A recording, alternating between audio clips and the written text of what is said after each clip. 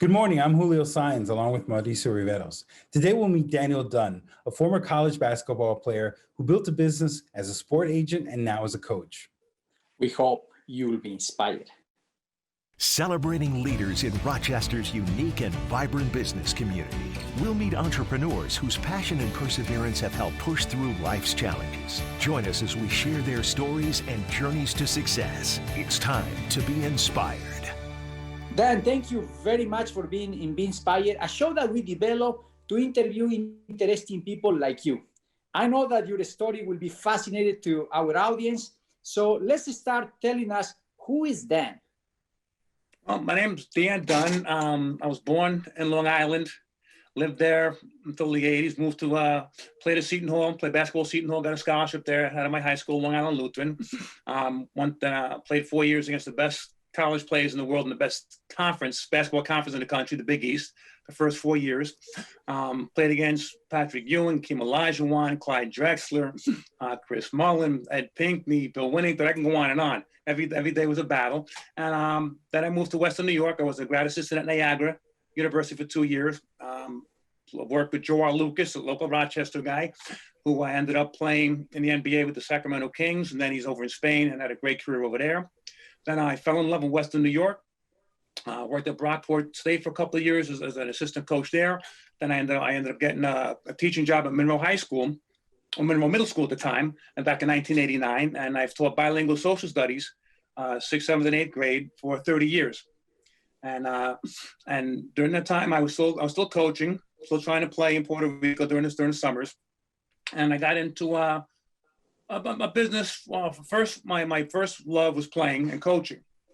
But, playing didn't work out because you get older and the knees go away, the knees give and the back gives and you get a step slower. So went into the coaching and coached at Brockport State. I coached at local AAU, coached my daughters at the Greece Basketball Association. And I've noticed that there's not a lot of call for players, big men coaches.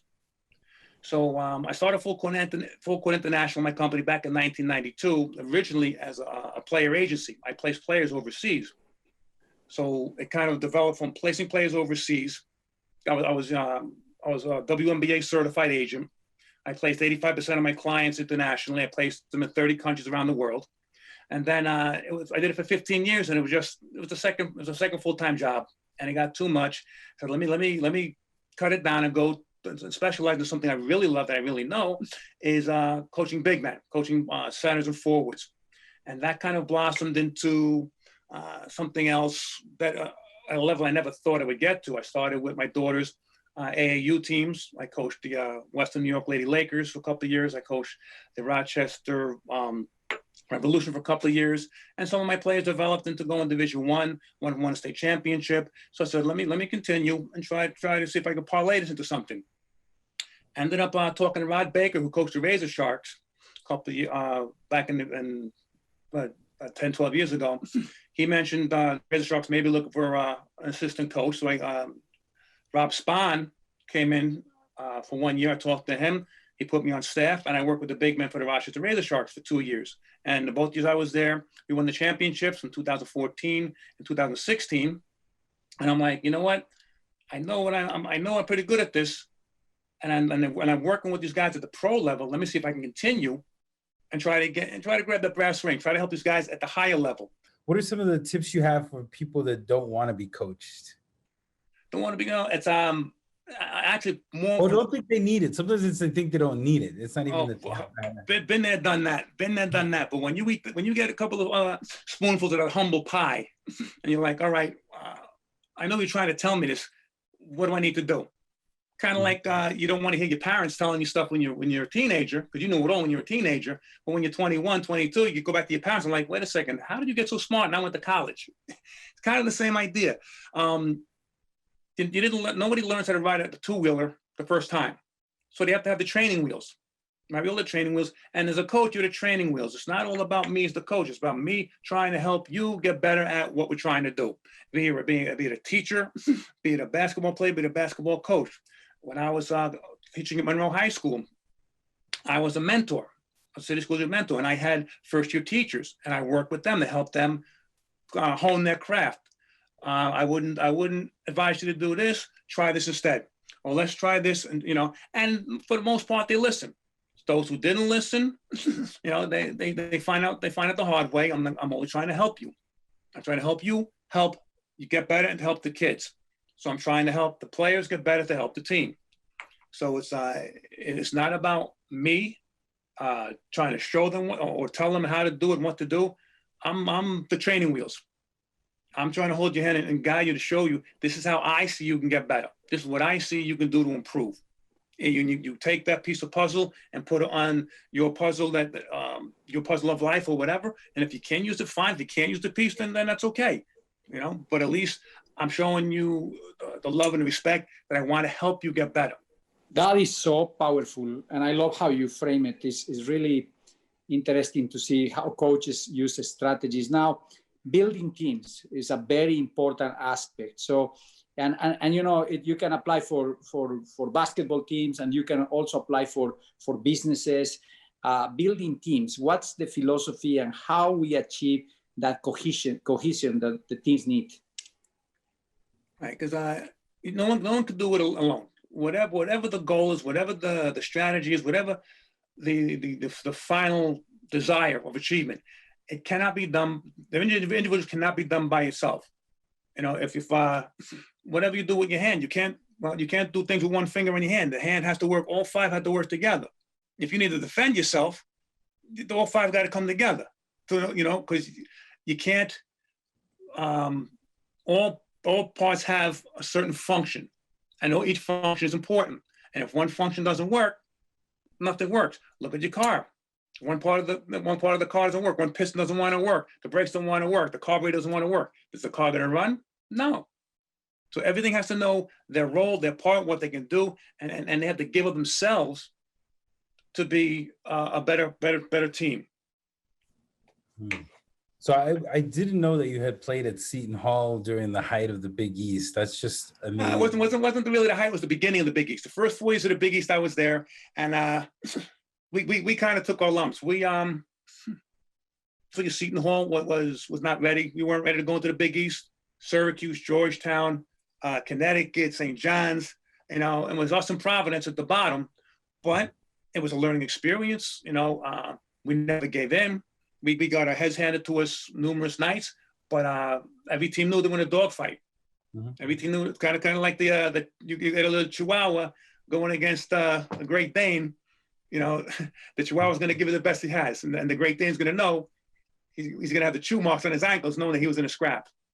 Now, how do you see that, and just giving your experience at that level and in college and helping as an agent with players, how do you see the business of college basketball and college sports? Do you think players should be paid?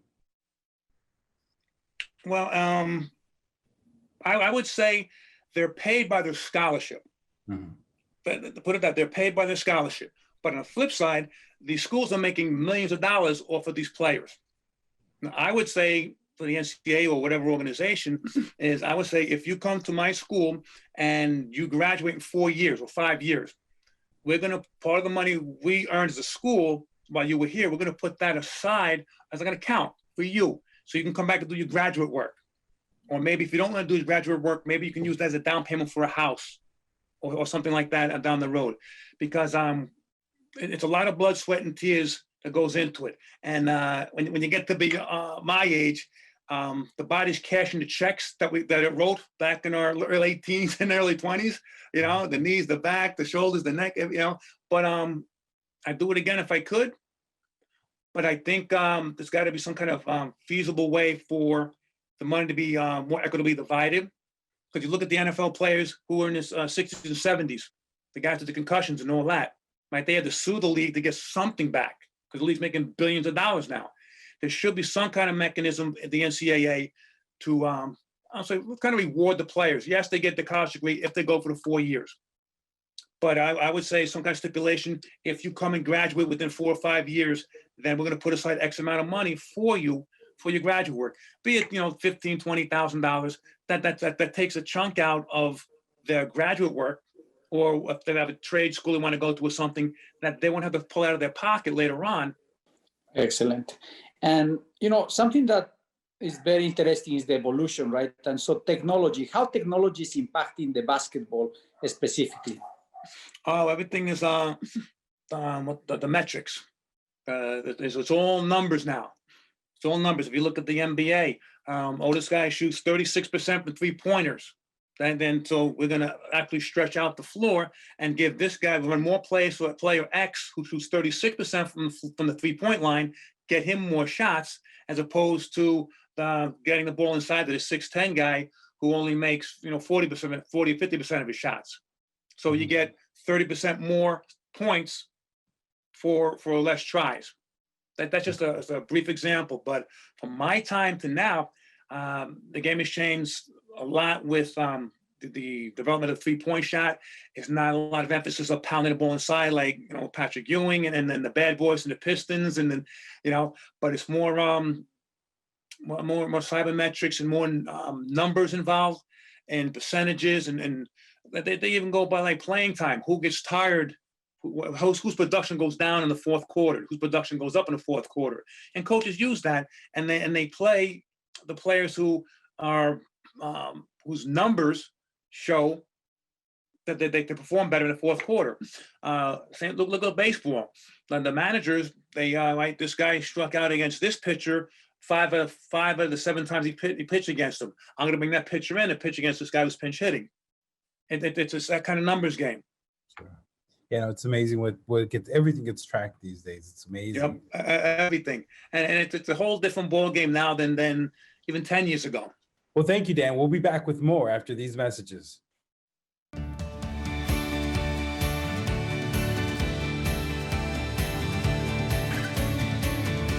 It's such a unique business that you had, placing American players in foreign basketball leagues. Mm-hmm. When did you decide that, hey, this could be a business that I can enjoy something I do as well as have a business at it? Like back in late 80s, early 90s, I was placing friends of mine who I've met at basketball camps and who played in college, and my travels overseas, and I've placed them informally. And a couple of them said, you should be an agent, and they make some money out of this and do it for business. So I got into it. I did it for 15 years, but also teaching full-time at school. It became too much. It was 2 full-time jobs. I can't put 20 hours a day in the office and work. So something had to give. So I was like, I love the basketball. I love helping players, but I got to give up the time-consuming player agent part, and let me just focus on my real passion is helping players get better, especially the players my size, the big men. So I kind of shifted gears a little bit, or not downsize, but just changed gears, changed emphasis, and I'm enjoying helping the players a lot more now than helping them get overseas, because the business, the player agency business, has gotten big and unwieldy. FIBA had to get involved and put restrictions, and agents have to be now certified. And there's a lot of people who think they know what they're doing and don't know what they're doing. And a lot of people just out to make money and not to help the players. And I'm not about that. I'm not going to do anything to any player that I wouldn't do for my own players.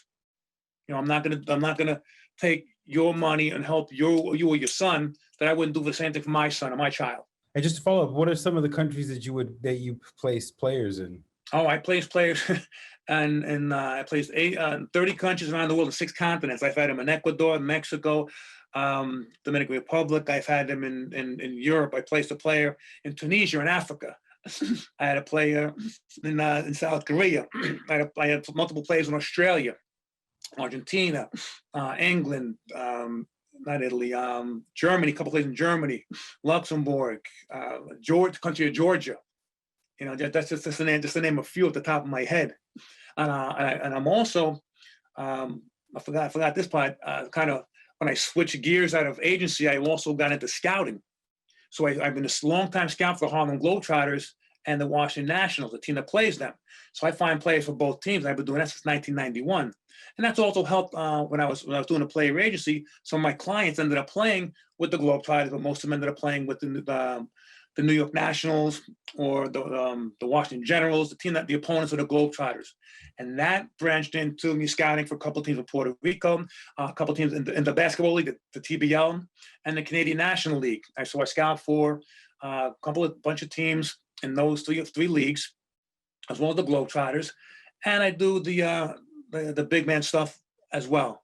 So I can't have the pie, so I'm having one piece of the pie, put a couple of scoops of ice cream on top of it. That is wonderful. Now, with this significant experience that you have and working with many players, always come to my head that sometimes you just need to be born. You have like skills that come with you, and appears to be that there is a big percentage of that factor, the natural gifts, and then there is this formation or education or development. Mm-hmm. So in your opinion, how those two factors work together? Well, I can teach you, being 5'7", I could teach you the basic drills and the basic skills you'll need to play that the center position a 6'10" guy will play. But clearly, being 5'7", you're not going to be playing inside. So there's got to be a portion of reality. You know, I'm never going to be on American Got Talent because I can't sing or dance. You know, so I got to go where my strengths are. And sometimes you got to tell players reality. Listen, you're a step slow, you're this, you're that, but it doesn't mean you can't follow your dream in a different avenue. Just because you get in the car, you get on a road, there are many turns that you can take to get to your desired destination. So it doesn't always have to be the same way as everybody else. The media and your friends and everyone's telling you, you got to do this, you got to do this, you got to do this, do it this way, do it this way, do it this way. Not everybody's story is the same. Not everybody gets to the same place the same way. So I may tell you one thing, you may just say, "Hey, coach, you're full of soup. You know, I'm not going to believe you."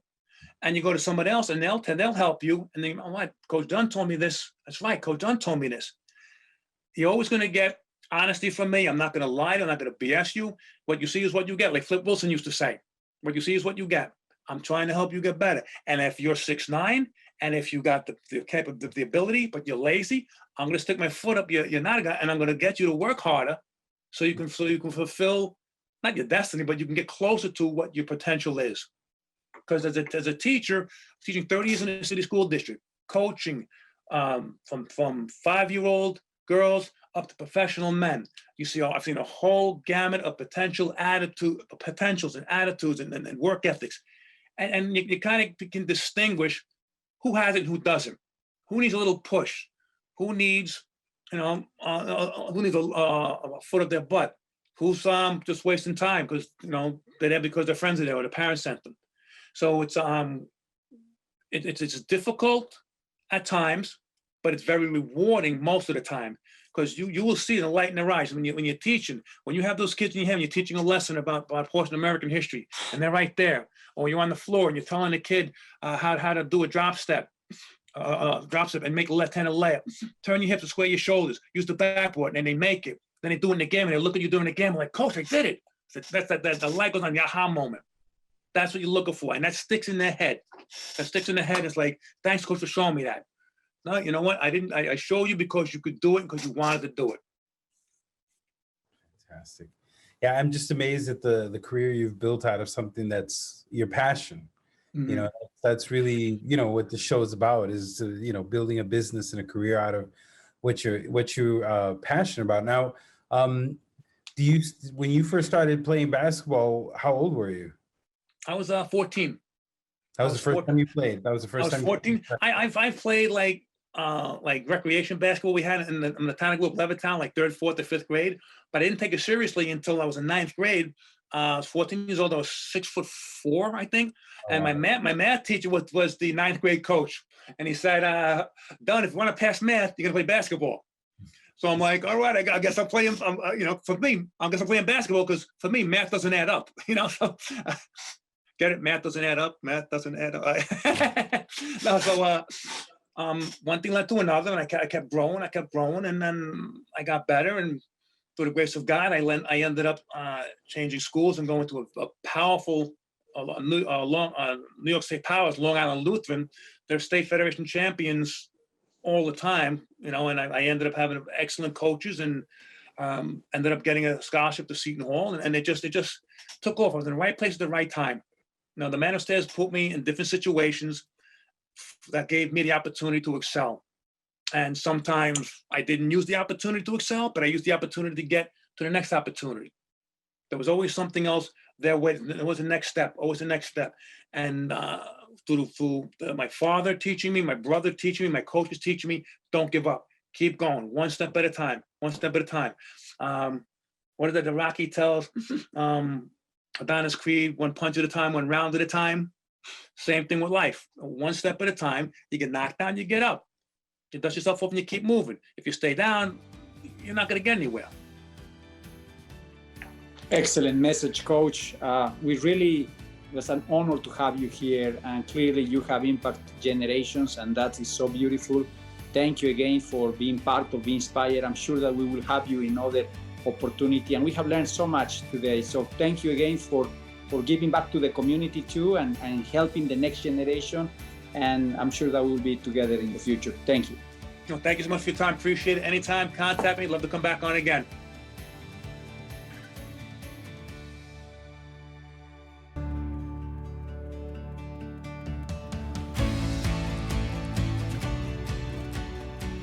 Coming up next week on Be Inspired, we'll have a special show on our 5th anniversary and talk about all the things we've learned and the great people we've interviewed during these past years. To watch today's episode and the complete interviews of our guests, go to rochesterfirst.com/beinspired. For more great talk with Rochester's entrepreneurs, listen to Poder 97.1, Saturdays at 9 a.m. For Mauricio Riveros, I'm Julio Saenz. We'll see you next week on Be Inspired.